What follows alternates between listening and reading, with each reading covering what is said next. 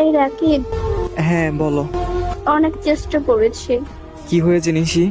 কাউকে রাজি করতে পারলাম না। মানে আমাদের সম্পর্কটা কি এখানেই শেষ? হয়তো এখন আমার কি হবে? সবকিছু বুঝলো তারা, শুধু তোমাকেই বুঝলো না। আমাকে না মানার কারণটা কি জানতে পারি? তারা বলছে তোমার ফ্যামিলির সাথে নাকি আমার ফ্যামিলি যায় না। কোন দিক দিয়ে যায় না সেটা বলবা না? বাবা বললো তোমরা অনেক গরিব, আর কি বলছে? তোমাকে বিয়ে করে নাকি আমি কখনো সুখী হতে পারবো না, তুমি আমাকে পরিপূর্ণ সুখ দিতে পারবে না। বাবা ঠিকই বলছে, তার উত্তরে তুমি কি বলছো? এখানে আমার কিছু বলার ছিল না রাকিব। হুম। আমি খুব মিস করব তোমাকে। সত্যিই কি মিস করবা? তুমি বিশ্বাস করো না আমাকে? বিয়ে কবে তোমার? এখনো 15 দিন সময় আছে। চলো আমরা পালিয়ে যাই। না রাকিব, আমি বাবার কথা ভাঙতে পারবো না।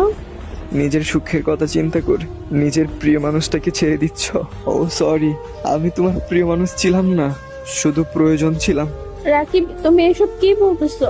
কষ্ট পাচ্ছ আমার কথায়? তাহলে আবারও সরি। তুমি আমার প্রিয় মানুষ ছিলা, আর সব সময় থাকবা। সেটা কি বিয়ের পরও?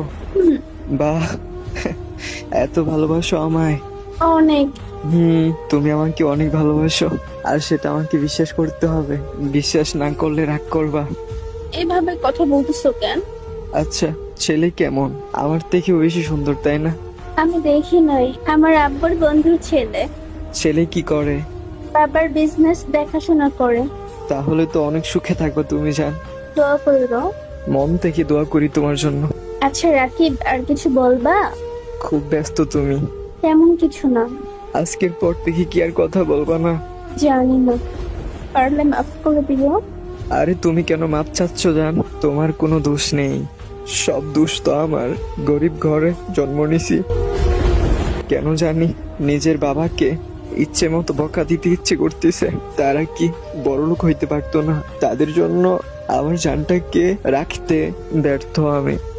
যদি বড়লোক হতো তোমরা, তাহলে আমাকে। নিশি, আমার না কেমন লাগতেছে, মাথাটা ধরে গেছে। আচ্ছা তাহলে রাখি, জানি না তোমার সাথে আর কথা হবে কিনা, তবে চেষ্টা করব। আমি মেসেজ দেওয়ার আগে আর তুমি কখনো মেসেজ দিবা না। নিজের যত্ন নিও, আর আমার জন্য দোয়া করো, কিন্তু দেখবে তুমি আমার থেকেও বেটার কাউকে পাবে। বাই। নিশি শোনো, একটু কথা বলি।